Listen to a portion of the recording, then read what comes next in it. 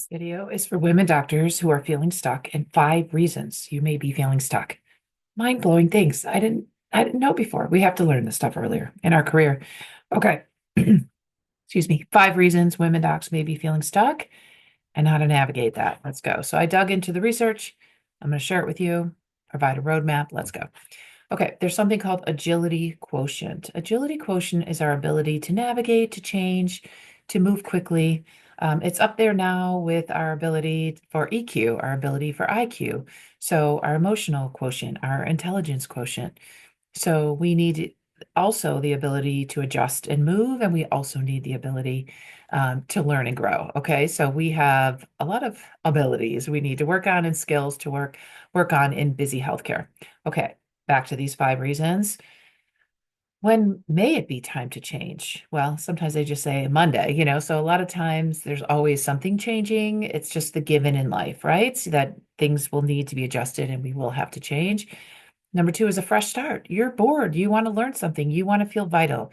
You want to add something new into your life. And that is just fine. That is normal stuff that you want to build or learn or grow. Just acknowledge that you're a vital person, and staying the same all the time is not fun. It's not exciting. It's not what your brain is meant to be and meant to do, right? So it's built to learn and grow. So let's just acknowledge that we can navigate this. We can build the skills so we can keep learning and growing.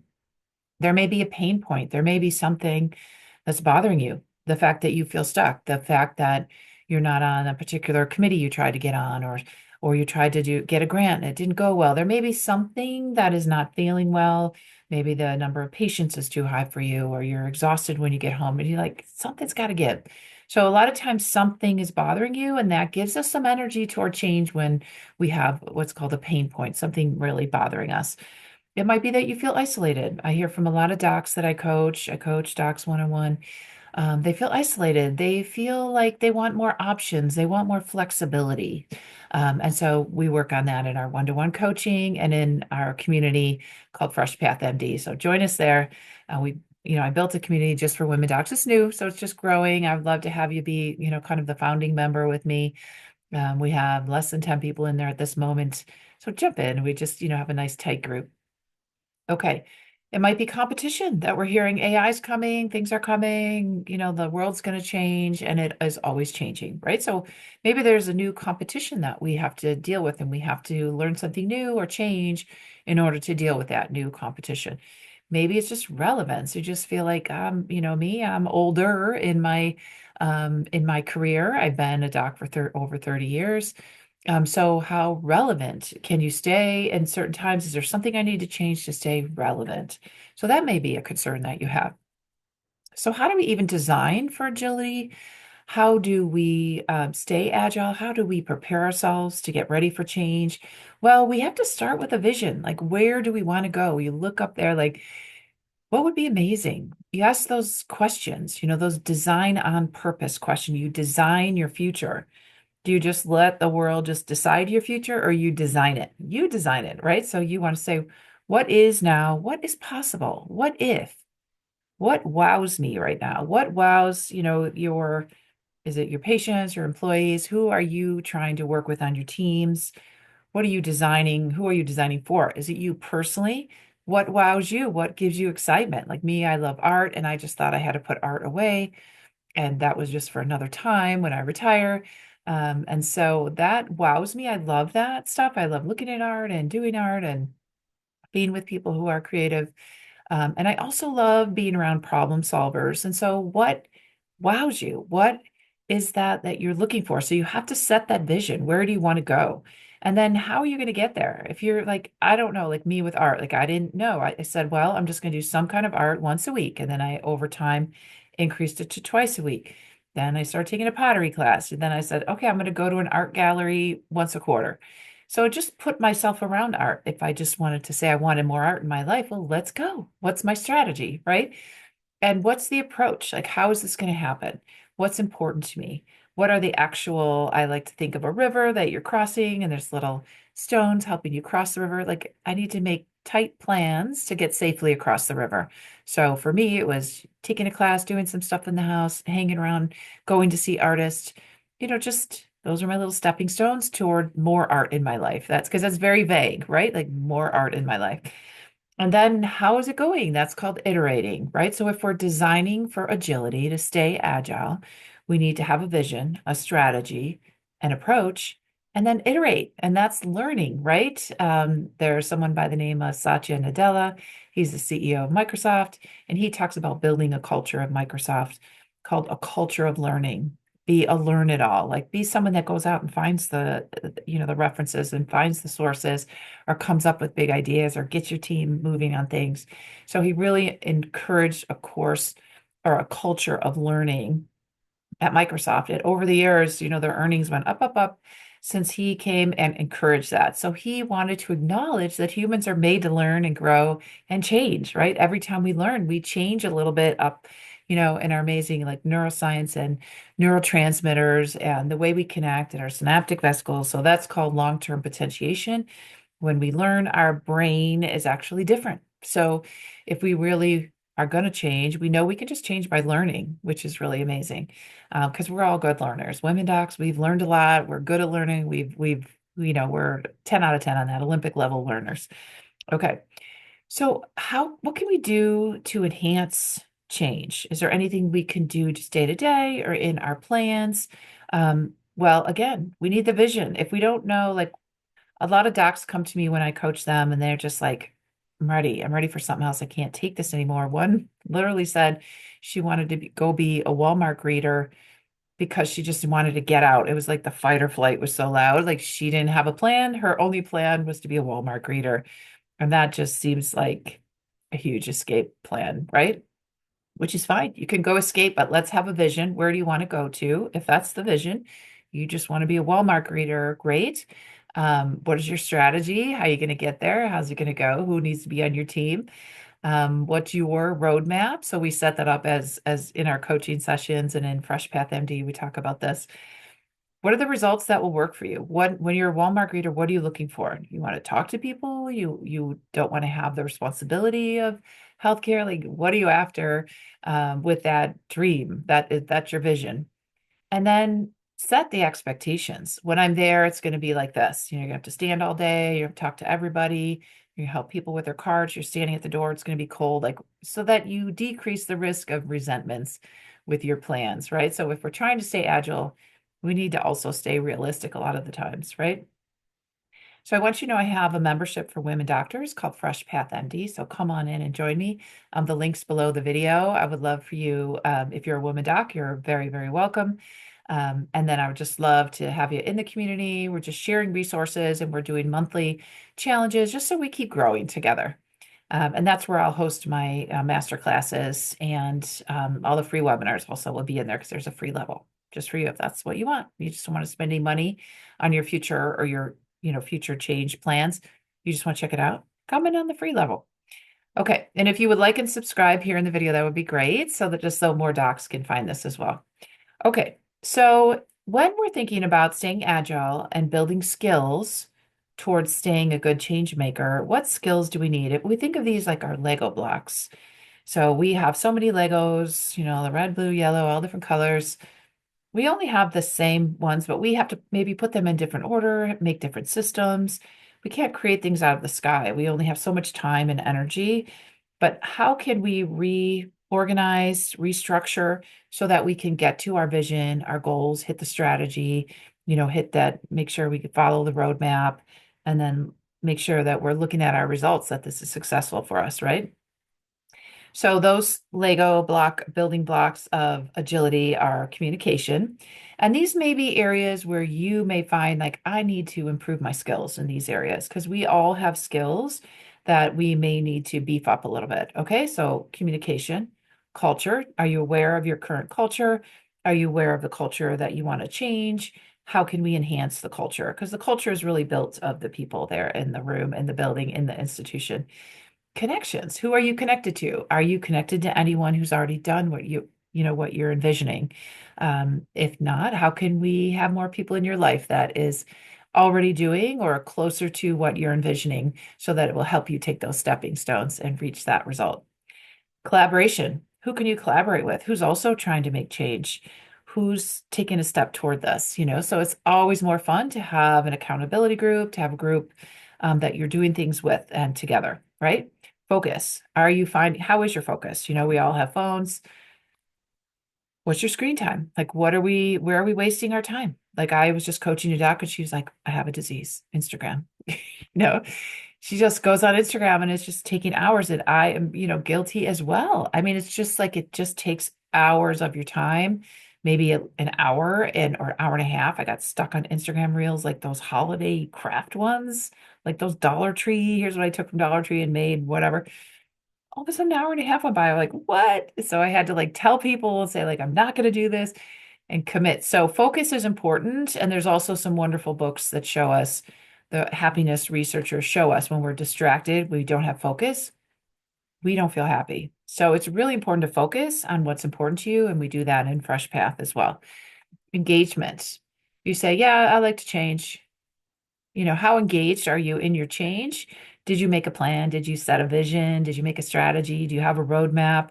I personally am like good at envisioning, but I need help with roadmaps. I have to be really solid on my roadmap plan because details is not my thing. I like big pictures. So I have to have a really clear system. I have a 12-week system. I'm glad to share with you. Come in and we'll do one-on-one coaching on it. But it's been a life changer for me. And then what actions are you actually taking? When you look at your calendar, do you see your values in your calendar? Do you see your priorities there? Do you see your vision there, what you've envisioned your future? Or is it just like you're just doing the same stuff each week? How are we going to execute the change? So those are all of the parts and pieces that are needed for change. Communication, culture, connections, collaboration, focus, engagement, actions, and then executing. So in those areas, those 8 areas, you can put in the comment now, which one seems like, oh, I need to build some skills in that area. Is it taking action? Is it engaging with others? Is it collaborating? Is it communicating? Is it culture? Just learning about your culture, learning how to influence the culture. Is it how you connect with others? Do you put any time into connecting with others? How do you engage in your vision? How much time or energy are you putting toward it? So any of those things might be your opportunity to build some skill toward changing. Okay, staying agile. All right, so whenever we talk about all of this change, what comes up? Emotions, right? So we have thoughts. We notice emotions. So there's a wonderful psychologist who's done TED Talk and has a book. Her name is Dr. Susan David, Dr. Susan David. She's South African, and her TED Talk is wonderful. It's beautiful. And she is the one who broke my mind and told me about these 5 things we have to address with change, or people will stay stuck. So here it is, the 5 things. Loss. So whenever you want to change, so let's say this one doc who said she wanted to be a Walmart greeter. What is the loss going from a doctor to a Walmart greeter? What is she going to lose? We have to acknowledge the losses with change. So, what do you think? She's going to lose her connection to her colleagues, her purpose of being a physician, salary, benefits. So, we have to acknowledge the loss when we change, and it may be fine. You may say, like, yeah, after all this, I'm ready. I'm ready to lose those things because the change I'm envisioning is bigger and better and more important to me right now than losing those things. But this is what you have to decide when you want to change. So the first reason we may be emotionally resistant to change, number one, loss. There's always a loss with change. Let's say you get a good job, a good new job, you're going to have a loss, right? You're going to leave some people you always work with, leave maybe an institution or a department or an office or people you would see all the time. So even with great things, there's a loss. So number one is a loss. Number two is just freedom. So let's say you do take a new job and you don't have as much freedom. You're a Walmart greeter. You can't go to the bathroom when you want. You have to tell the manager. You have to stand. You can't go sit when you want. You're a Walmart greeter. You have to stand. And so there may be a loss of freedom with a change. Number three is safety. So you might not have financial security like you did. You might not have colleagues around you. You might not feel as safe. You might not feel safe because you don't know the new mission on a new team.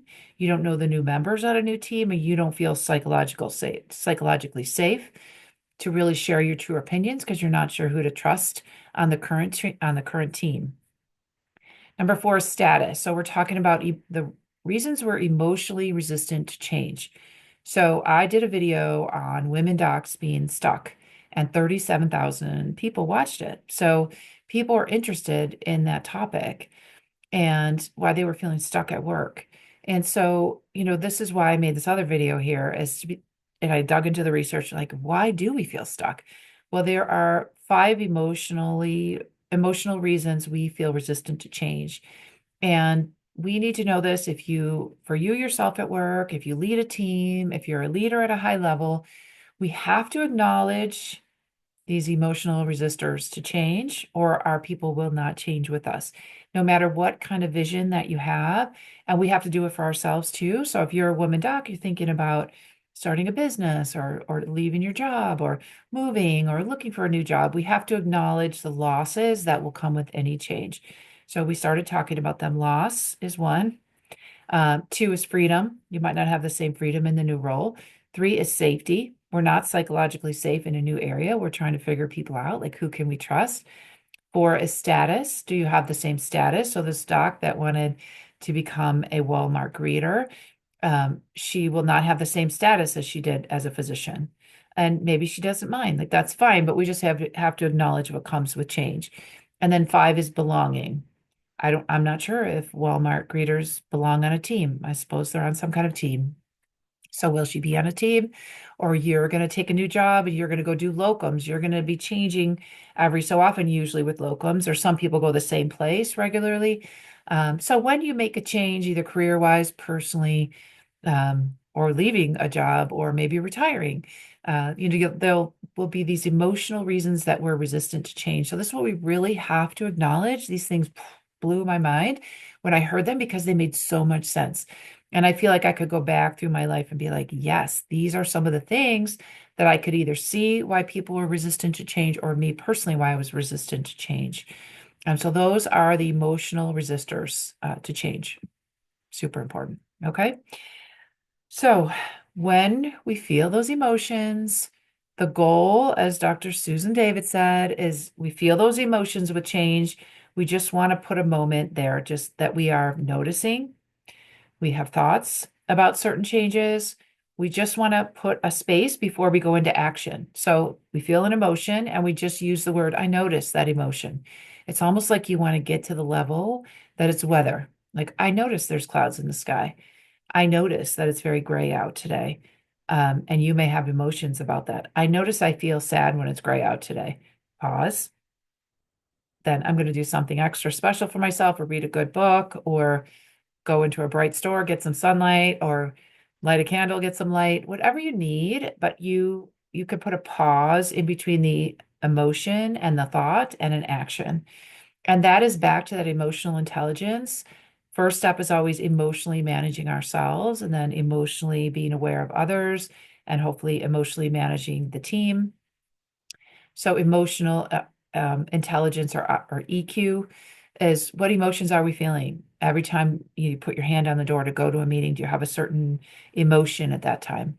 You're just noticing, just like the weather. You can't change the weather, but you can notice it. We have to kind of lose that. We just gain some objectivity with the emotions, and we say we notice them. We don't say, I am sad. I notice I'm feeling sad. I'm feeling sad. I have a thought that this project is going to be annoying, like not I'm annoyed by this project. So it's like kind of getting a little higher level view and a little bit of a pause before we take action. That would be the high emotional EQ, with change. Okay.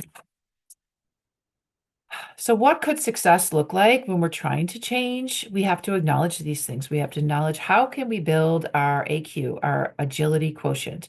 How can we stay agile? Well, we always want to make sure that we're using those first, starting with designing on purpose. Like, what is now, what could be, what works, what wows, what if, just let your brain kind of open up a little bit, and then that's the vision, set the strategy, set the approach, and keep iterating, keep checking in. How's it going? And emotionally, we have to just notice, I notice I feel frustrated when I'm designing this project. I have a thought that this project is going to tank. You could just notice what emotions you have and what thoughts you have toward a certain project and just put a pause there. Just give it a few seconds. That's just an observation. You don't really have to do anything with it. Emotional intelligence shows us we just need to be aware. Okay, that's the first level. All right. Well, the five mind-blowing things that were just like, just made so much sense to me over my career. Emotional reasons that were resistant to change, and these were listed by Dr. Susan David. I'll put her book in the comments. It's just really made so much sense. I love when someone packages something that just makes so much sense to me. So, five reasons why women docs may be feeling stuck, why we're not willing to put the energy or time or emotions toward change, because there will be emotions with change, right? Loss, freedom, safety, status, and belonging. So these are things we have to stay aware of anytime we're thinking of making a change, even if it's a great change. Okay, you got this. So put in the comments, put the word change if you want to know more about Fresh Path ND. If you're a woman doc, please join us in the community, and then I'll tell you about all the special events we have inside there. Okay, can't wait to see you in there. All right, have a great day. Thanks for being here. Bye.